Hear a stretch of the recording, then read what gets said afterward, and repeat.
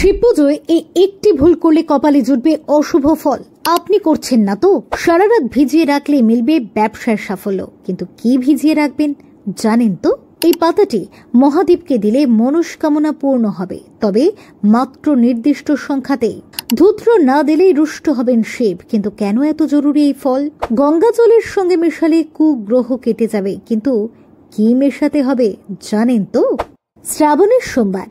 আপনি কি কেবল উপবাস ও ধূপ ফুলেই থেমে যাচ্ছেন?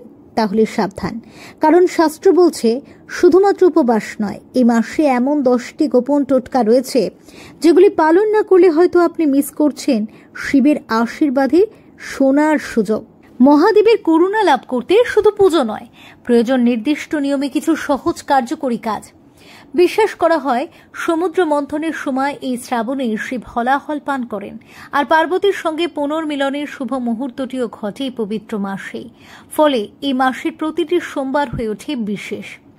অনেকে উপবাস রাখেন প্রতিটি সোমবারে, কেউ আবার শুধু প্রথম ও শেষ সোমবার।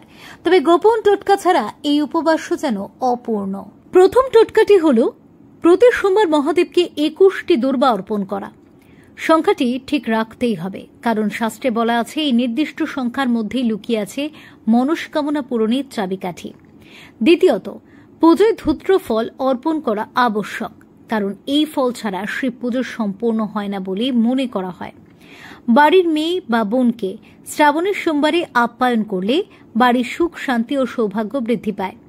চতুর্থ টোটকা, শিবের মাথায় অখণ্ড চাল অর্পণ করতে হবে, তবে হলুদের কোনো ছোঁয়া যেন না লাগে। পড়ুয়ারা সবুজ মুগ ডাল জলে ভিজিয়ে সকালে শিবকে দিলে মনোযোগ ও সাফল্য বৃদ্ধি পায়। মাঙ্গলিক দোষে ভোগা ব্যক্তিরা লাল চন্দন গঙ্গা জলে মিশিয়ে অর্পণ করুন শিবের মাথায়।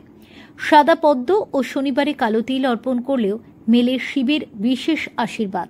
দীর্ঘদিন রোগে ভোগা ব্যক্তিরা গঙ্গা জলে চিনি মিশিয়ে মহাদেবকে দিলে উপকার পাবেন বলে বিশ্বাস। আবার সারা রাত জলে ভিজিয়ে রাখা গম অর্পণ করলে ব্যবসার সাফল্য আসে। আর দীর্ঘায়ুর আশায় দুধ ও ঘি অর্পণ করাও অত্যন্ত শুভ ফলদায়ক। এই 10টি টোটকা মেনে চললে শ্রাবণের প্রতিটি সোমবার হয়ে উঠবে জীবনের মোড় ঘোরানোর সুযোগ। ভুল করবেন না, এগুলি শুধু নিয়ম নয়, ভাগ্য বদলের গোপন চাবিকাঠি। যদিও এসবের মান্যতা দেয় না talk to time. Bureau report, talk to time.